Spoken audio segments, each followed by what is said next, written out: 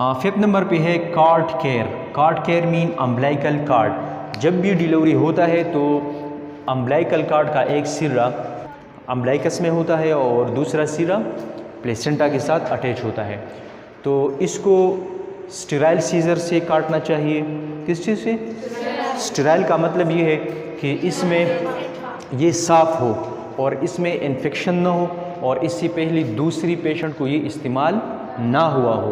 अगर इस्तेमाल भी हुआ हो तो इसको एंटीसेप्टिक सोल्यूशन से साफ़ करना चाहिए, ऑटोक्लेव से साफ़ करना चाहिए, स्टेरिलाइजेशन इसका करना चाहिए। तो एक कार्ड का जो केयर है स्टेराइल सीजर है, दूसरा क्लेम कार्ड क्लोज़र।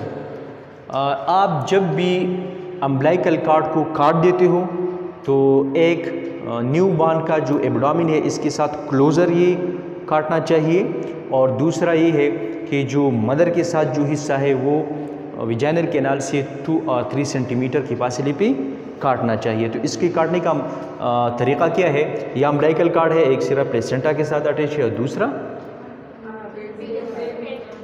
फीटस के साथ। तो इसको क्लेम करना चाहिए क्लिप से।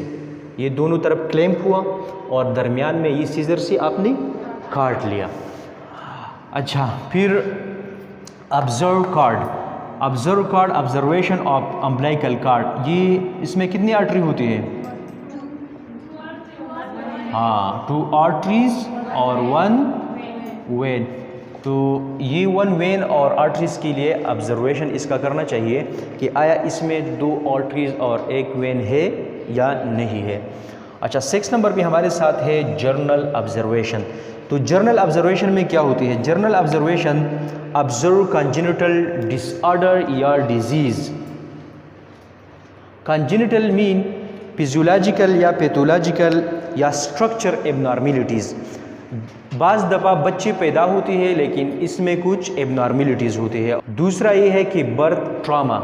जर्नल ऑब्जर्वेशन में कंजेनिटल डिजीज़ के बाद आपको बर्थ ट्रॉमा देखना चाहिए। बर्थ ट्रॉमा मीन कि अगर ये आपने पार्सिप इस्तेमाल किया है या ये इसके जो कार्डिनल मूवमेंट है उस मूवमेंट में आपने फोर्स इस्तेमाल किया है या मदर की जो यूट्राइन कॉन्ट्रैक्शन है वो बहुत ज़्यादा ऑक्सीटोसिन इस्तेमाल करने की वजह से कोई ट्रामा आया है या उडीमा आया है या जो है क्राउनिंग, खासकर क्राउनिंग में इस तरह अगर कोई ट्रामा आया है तो उस ट्रामा के लिए ऑब्जर्वेशन करना चाहिए। अगर ट्रामा बहुत ज़्यादा है तो इसको इमीडिएट ट्रीटमेंट स्टार्ट करना चाहिए।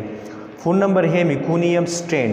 तो जब बच्चा पैदा होती है तो इसमें मिकोनियम स्ट्रेन स्किन या इसका जो अम्बलाइकल कार्ड होता है ये ग्रीनिश कलर होगा। ये क्यों ग्रीन कलर होगा? बच्चा जब यूट्रस में होता है तो इसका जो या एनस के ज़रिए जो वेस्ट मटेरियल निकलती है एमनियाटिक फ्लूइड में, तो इस म्यूकोनियम की वजह से अम्बलाइकल कार्ड और इसका स्किन कलर हो जाता है, स्टेन हो जाता है। तो इसको साफ़ करना चाहिए। और दूसरा ये है कि म्यूकोनियम पैसेज वाइडिंग, यूरिन और ये म्यूकोनियम पास होगा।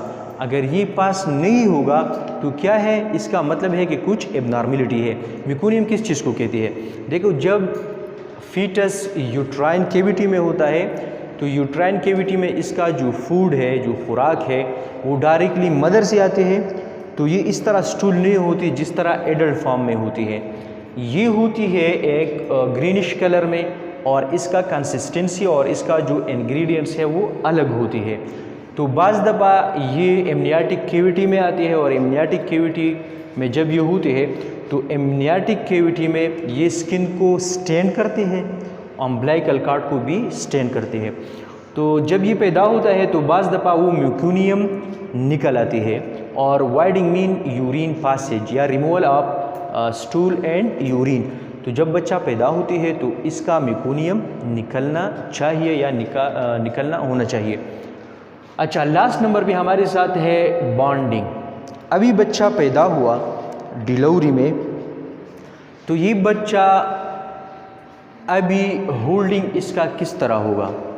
तो एक होल्डिंग इस तरह है कि जब बच्चे पैदा होते हैं तो इसको मैंने आपको तरीक़ा बताया था कि ये जो इंडेक्स फिंगर है ये दोनों पाँव के दरमियान और ये जो मिडल वाला फिंगर है और थंब है, ये दोनों पाँव के रैप करना चाहिए।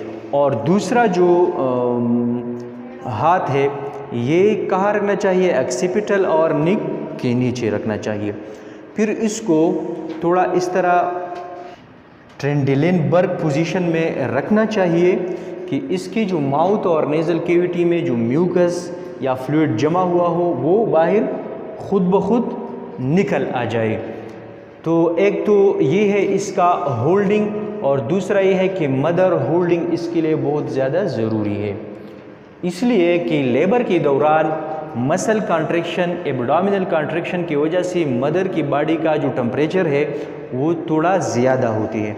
तो ज़्यादा होने की वजह से उस बच्चे को माँ के बदन के साथ लगाना चाहिए, और ये जितनी भी हो सके, जितना टाइम ये हो सके मदर के बॉडी के साथ ये सफाई के बाद इसको होल्ड करना है। और होल्ड इसलिए करना है कि इसका टेम्परेचर सडनली ड्रॉप ना हो जाए। दूसरा है फीडिंग।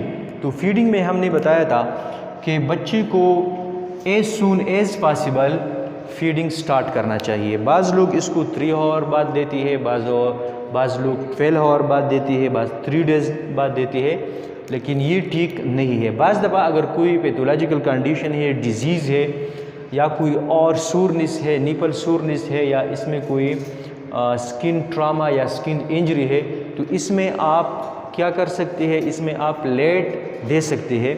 लेकिन अगर इस तरह कोई और बीमारी नहीं है तो इसको फीडिंग स्टार्ट करना चाहिए। बच्चे के ओरल कैविटी को साफ करने के बाद और नेज़ल कैविटी म्यूकस को निकालने के बाद जब ये रिस्पायरेशन स्टार्ट करेगा तो इसको इमीडिएट ग्लूकोज देना चाहिए, इसको एंटीबॉडीज़ देना चाहिए। तो मदर मिल्क जो है ये फुल ऑफ एंटीबॉडीज़ होता है, फुल ऑफ शुगर होती है, ये इसके लिए एक कंप्लीट और बैलेंस डाइट होते हैं, इसलिए सून आफ्टर डिलीवरी देना चाहिए। और उस टाइम उसको कहते हैं कोलोस्ट्रम, और कोलोस्ट्रम मीन इसका जो कलर है ये थोड़ा येलो कलर होता है, इसमें एंटीबॉडीज़ होता है, ख़ासकर एंटीबॉडीज़ ए, और ये फुल ऑफ प्रोटेक्शन होती है। तो बच्चे को ये स्टार्ट करना चाहिए। और न्यूनेट को मदर की बॉडी से अलहदा करने के बाद इसको एक सॉफ्ट ब्लैंकेट में रैप करना चाहिए कि इसकी बॉडी का जो टेम्परेचर है एक ये भी डाउन ना होगा। और दूसरा ये है कि इसकी बॉडी जो है यूट्रस में जब ये होता है तो यूट्रस के मुताबिक इसको एक ब्लैंकेट में रैप करना चाहिए कि इसको जो फिजियोलॉजिकल चेंजेस है वो महसूस ना हो। अगर एक बच्चा पैदा होता है और ये सारी जो कंडीशन है इसका ये फुलफिल हो तो बच्चे में न फिजियोलॉजिकल ट्रामा होगा और न साइकोलॉजिकल ट्रामा होगा। अगर बच्चे के अपगार स्कोर कम है और इसको ऑक्सीजन देर तक पहुंच जाए तो इसमें ब्रेन का ट्रामा हो जाता है।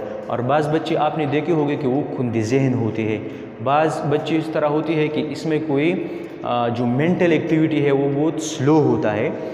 तो ये किस लिए होता है? ये इसलिए होता है कि इसका जो रिस्पायरेशन है वो बहुत लेट स्टार्ट हुआ है। तो लेट स्टार्ट होने की वजह से वो बच्चा कमज़ोर होगा, उसका जो मेंटल एक्टिविटी है वो दूसरे बच्चों की बनिस्बत ही क्या होगा, ये कम होगा। तो ये है न्यूबॉर्न, मतलब इस न्यूबॉर्न का केयर इसको कहती है पोस्ट नेटल केयर। जिस तरह प्री नेटल केयर ज़रूरी है इस तरह पोस्ट नेटल केयर भी बहुत ज़्यादा ज़रूरी है। प्री नेटल केयर और पोस्ट नेटल केयर अगर दोनों सही तरीके पे हो जाए और ड्यूरिंग लेबर, ड्यूरिंग डिलीवरी जितनी भी रिक्वायरमेंट है वो भी पूरी हो तो ये बच्चे जब पैदा होते हैं तो ये फिज़िकली, मेंटली और साइकोलॉजिकली ये बहुत ज़्यादा एक्टिव होगी और इसमें कोई ट्रामा वगैरह नहीं हो। इसके बजाय अगर प्री नेटल केयर में और पोस्ट नेटल केयर में कोई गफलत हो जाए, मतलब कि प्री नेटल केयर में इसका न्यूट्रिशन फूड सप्लीमेंट कम हो और prenatal postnatal care में इसकी जितनी भी लवाजिमात है ये भी पूरी ना हो तो ये बच्चे जब पैदा होते हैं तो ये दूसरे बच्चों की बनिस्बत ये क्या होगा, ये बहुत ज़्यादा वीक होगी। इसमें अगर कोई क्वेश्चन है तो आप पूछ सकते हैं।